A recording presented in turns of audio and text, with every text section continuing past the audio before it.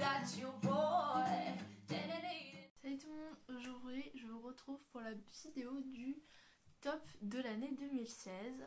Alors on se retrouve dans un nouveau décor qui est là parce que j'ai pu peindre ma chambre, donc elle est peinte, donc j'ai trouvé un décor qui me satisfaisait pour l'instant, mais comme je vais avoir de nouvelles bibliothèques, ça va un peu changer, la disposition de ma chambre va un peu changer, donc voilà, ce sera pas forcément définitif. Alors, cette année 2016, j'ai lu 40 romans et j'ai eu 20 coups de cœur, donc c'est vraiment une très bonne année. Même si j'ai lu moins que l'an dernier, je préfère avoir par exemple lu 10 livres, avoir eu 10 coups de cœur plutôt qu'avoir lu 100 livres et avoir 5 coups de cœur par exemple. Voilà, pour moi les coups de cœur c'est vraiment très important. Les livres, le plus important c'est qu'on les ait aimés. Et bon, il y a peut-être eu quelques déceptions, mais dans l'ensemble j'ai aimé toutes mes lectures. C'est pas parce que ce ne sont pas des coups de cœur que je les ai pas aimés. Alors il faut savoir que tous les livres qui sont présents dans cette vidéo sont des gros coups de cœur, donc j'ai beaucoup aimé. Tous vous pouvez les acheter les yeux fermés, si vous avez en tout cas les mêmes goûts que moi, ce sont mes goûts, et les lire surtout les yeux fermés. Je vais tout d'abord vous présenter une liste un peu des mentions d'honneur, parce que en fait ce sont des coups de cœur mais que je n'ai pas avec moi, ou alors que je ne sentais pas utile de la mettre dans mon classement. Alors, donc finalement il y aura eu 21 coups de cœur, parce qu'il y en a un, c'est un peu une évidence que ce soit un coup de cœur, mais bon, vous verrez. Et du coup ça va faire plutôt un top 17, puisque les livres que je vais vous présenter ici, je ne les ai pas. Alors la Symphonie des Abysses, le tome 2, j'ai beaucoup aimé, j'ai préféré au tome 1. Voilà, c'est encore un autre univers. Parce que dans le tome 1 on suivait deux civilisations différentes, là c'est encore une nouvelle autre civilisation et on découvre le mystère est levé sur pourquoi ils sont enfermés, pourquoi ils sont dans cet énorme entre ces énormes murs où il ne semble pas pouvoir y échapper. Voilà, c'est juste génial. Ensuite nous avons La Planète des Singes, que j'ai beaucoup aimé, la première dystopie, si je dis pas de bêtises. Là c'est pareil, c'était vraiment intéressant de suivre le point de vue du singe, c'est-à-dire qu'en fait là c'est un homme qui débarque sur une planète composée exclusivement de singes, et c'est lui qui va être étudié, qui va vivre comme un singe, qui va agir comme un singe, enfin il va être obligé, voilà, jusqu'à ce qu'on découvre qu'il parle, puisque c'est un humain, et qui vient en fait d'une autre planète. Et finalement ils vont donc un peu, ça va être un peu le singe savant, voilà, et c'est les singes qui sont intelligents, donc je trouve ça très intéressant. Ensuite on a Charles Dickens, qui est le roman autobiographique de l'auteur, celui qui a écrit Oliver Twist, je ne sais plus comment il s'appelle, j'ai un trou de mémoire, non je ne sais plus. Alors c'est un peu un roman autobiographique avec quelques éléments autobiographiques de sa vie. J'ai trouvé ça très intéressant, moi j'adore ce genre d'époque là qui se passe un peu, oui j'aime beaucoup ce genre d'époque. Je me souviens plus du tout l'époque, mais cette ambiance, tout ça, j'aime vraiment beaucoup. Voilà. Ensuite il y a Harry Potter 3, qui pour moi était une évidence. Je connaissais déjà l'histoire, donc je l'ai pas mis dans le top. Voilà, c'est pas une découverte, c'est une redécouverte en livre qui est beaucoup mieux bien sûr que le film, mais bien sûr ça a été un coup de cœur comme toujours. Alors on va commencer donc avec Britannicus de Racine. Donc c'est une pièce de théâtre. Les pièces de théâtre, j'ai vraiment du mal. Voilà, c'est un format que je n'aime vraiment pas. Pour moi c'est vraiment ce qu'on étudie au collège. Sinon on va lire pour le plaisir, non. Mais celui-ci, je devais le lire pour le lycée, pardon. Et j'ai choisi celui-ci parce qu'on pouvait choisir. Bien sûr, il y avait des obligations. Bref, et j'ai choisi Britannicus. Ça a été une excellente surprise. J'adore l'histoire, elle est vraiment bien, je m'en souviens plus très bien. Je pourrais pas la raconter en détail, mais voilà. En plus, c'était plutôt court, finalement. On a beaucoup de blabla au début. On a une préface, on a... Oui. On a vraiment, je me demande d'ailleurs pourquoi il y a autant de choses, et une chronologie à la fin, scènes supprimées. Bon, j'ai lu les scènes supprimées, parce qu'il y a des scènes qui ont été supprimées, la pièce fait seulement ça.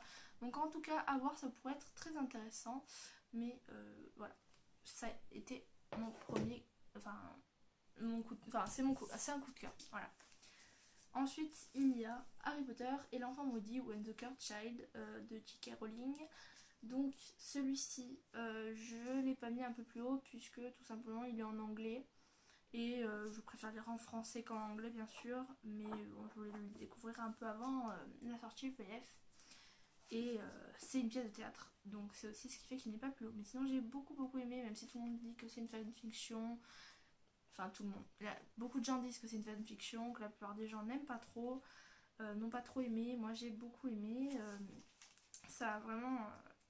Enfin ouais, ça doit être un rêve un peu pour celui qui l'a écrit quand même, d'imaginer ce qui se passait après. La formule de Dieu de J.R. Dos Santos, je vous afficherai le classement en bas parce que j'ai eu un petit problème de calcul quand j'ai fait le classement tout à l'heure. Bref, celui-ci il est dans mon top parce que c'est une très bonne découverte, une bonne surprise. Je ne m'intéressais pas particulièrement aux romans qui parlent de science, de théorie. Bon là ça parle surtout de Einstein, etc. Il y a beaucoup de théories, oui,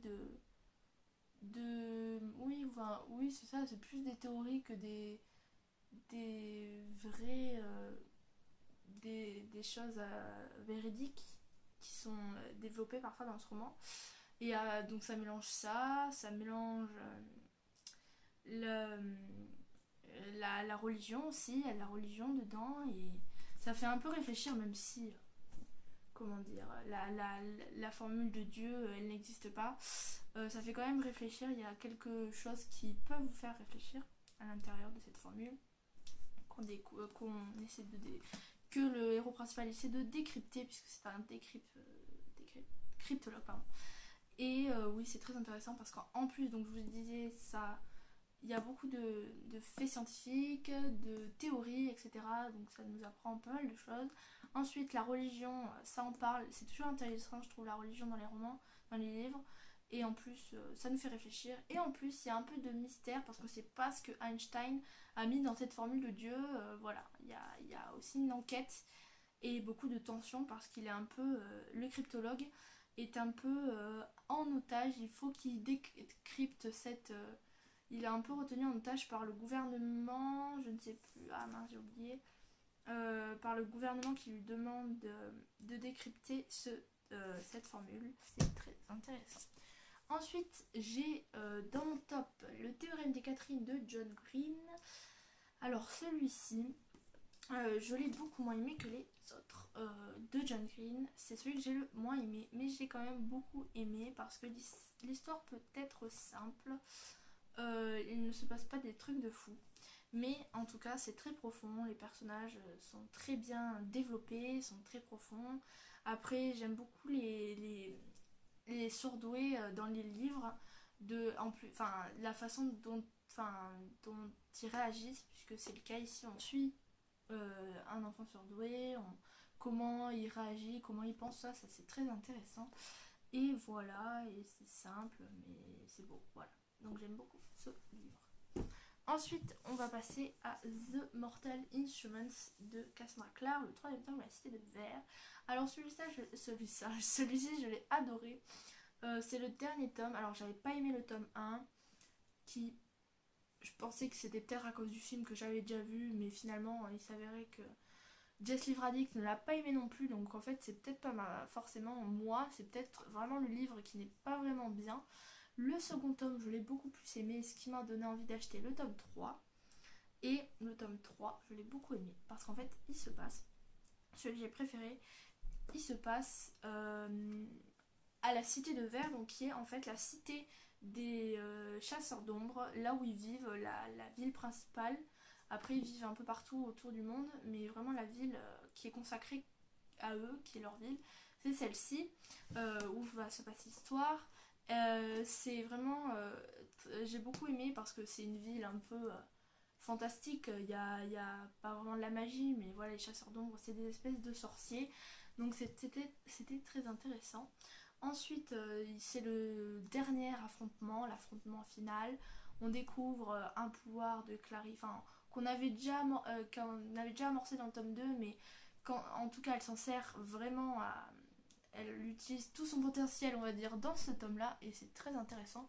Et enfin, une des péripéties principales, on va dire, histoire côté sentimental, voilà, on a enfin le dénouement plutôt, pardon.